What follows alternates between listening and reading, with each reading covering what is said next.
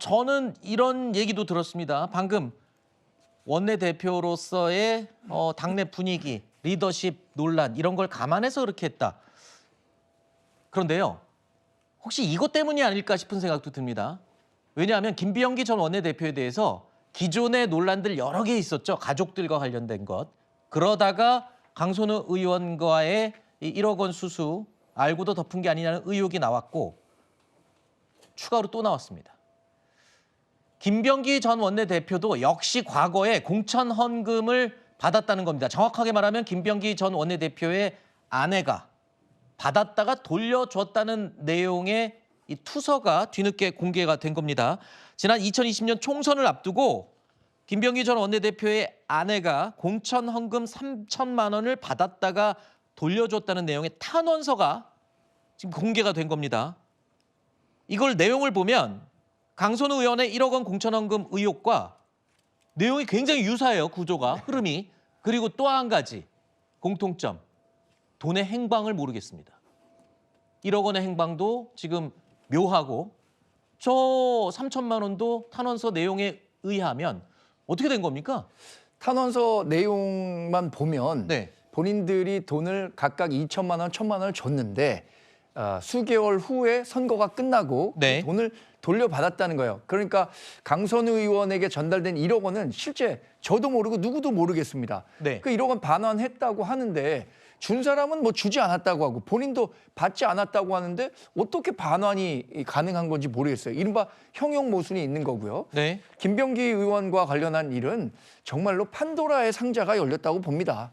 2020년에 총선이 있었는데 이 총선을 앞두고 당시에 구의원들이 그 현역으로 뛰고 있는 국회의원들에게 선거에 쓰라고 돈을 줬다는 거 아닙니까? 네. 그러니까 그 돈을 받고 줬을 때 무슨 생각했겠어요? 2022년에 지방선거 있는데 이분이 당선이 되면 2022년에 공천권 갖고 있을 거다. 네. 그러니까 내가 공천 받게 해달라는 뜻으로 전달했을 텐데 당선이 된 이후에 이 돈을 돌려줬다고 해서 김병기 의원에 대한 정치적 또 법적 책임이 자유로울 수 있는 건 아닙니다. 네. 일단 돈을 받기만 하더라도 법적으로 처벌을 받을 수 있다는 판례가 있기 때문에 김병기 의원도 지금 강선우 의원 제명됐잖아요. 네. 그리고 경찰에 의해서 강제 수사 시작됐잖아요. 네. 김병기 의원도 똑같은 혐의로 수사를 받아야 하는 아주 공공한 상황에 네. 도달해 있다 이렇게 봅니다. 어제 이 야권 패널 한 분이 강선우 의원의 1억 원 공천 수수 의혹, 공천헌금 수수 의혹을 말씀하시면서 이게 민주당의 통상적인 거를 말하는 거를 보여주는 예다 이렇게 발언을 하셔서 제가 급하게 그건 개인적인 의견이고 어떻게 그렇게 일반화시킬 수 있느냐라고 제가 주의를 드렸습니다만 그 말을 하고 나서 오후에 이게 또 터진 거예요. 김병기 전 원내대표의 과거 얘기가 또 터졌어요. 자꾸 이렇게 얘기가 비슷하게 늘어나다 보면 지금 민주당 입장에서는 굉장히 치명타 아닙니까? 굉장히 심각하고 엄중한 사안으로 저희가 바라보고 있는 이유도 그런 측면이 있습니다.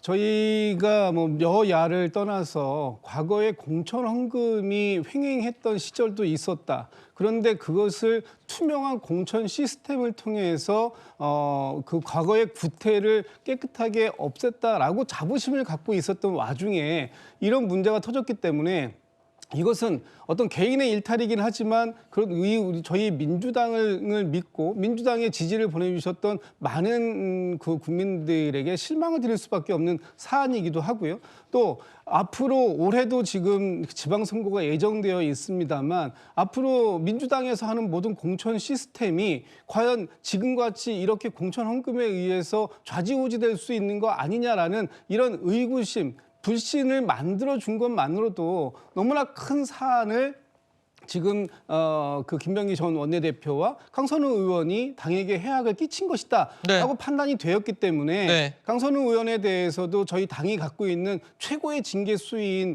그 제명 조치까지 취하게 된 거 아닙니까? 네. 그리고 김병기 전 원내대표에 대해서도 저희가 지금 빠르게 윤리심판원을 통해서 네. 그 징계 수위를 정해주고 그 부분에 대해서 징계를 해달라고 지금 요청을 해놓은 상황이라서 네. 이것은 경찰의 조사, 수사 이 범위하고는 관계가 없습니다. 당에서 할 수 있는 건 최대한 하겠다라는 의지를 밝힌 것이고요. 네. 지금 이 사건과 관련해서 김병기 전 원내대표에게 한 10가지 정도의 의혹이 지금 제기된 것들이 있지 않습니까? 네. 그런 모든 것들이 경찰이 빠르게 수사를 진행할 것이고 네. 그 수사를 통해서 한 점의 의혹도 남기지 않게 이 부분을 해소시켜야 된다. 이것이 당이 갖고 있는 입장을 네. 말씀드립니다. 이 탄원서에 공개된 내용을 제가 근거로 말씀을 드리면 저희가 그래픽으로 정리한 걸 다시 한번 좀 보여드리겠습니다. 김병기 전 원내대표가 최초에 2020년 설 연휴 때 500만 원을 전직 구의원이 전달을 했을 때 이런 말을 했다는 걸로 지금 탄원서에 구성이 돼 있어요. 선물로는 너무 많은 액수인데 또 현금으로는 너무 적다. 헌금으로는.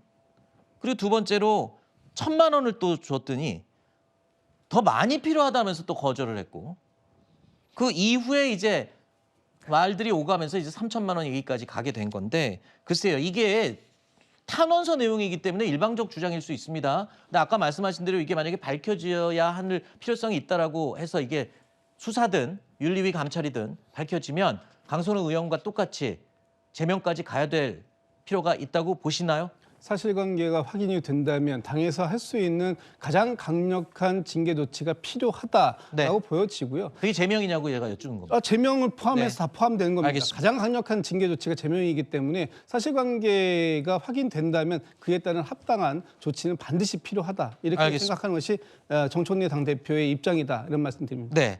국민의힘에서는 연일 이제 민주당을 향해서 강한 비판을 쏟아내고 있습니다. 민주당을 향한 비판 공세로 국민의힘 입장에서는 이번에 좀 반사 효과를 누리겠다라는 걸로 보이는데 끝까지 이거는 밀어붙이겠죠?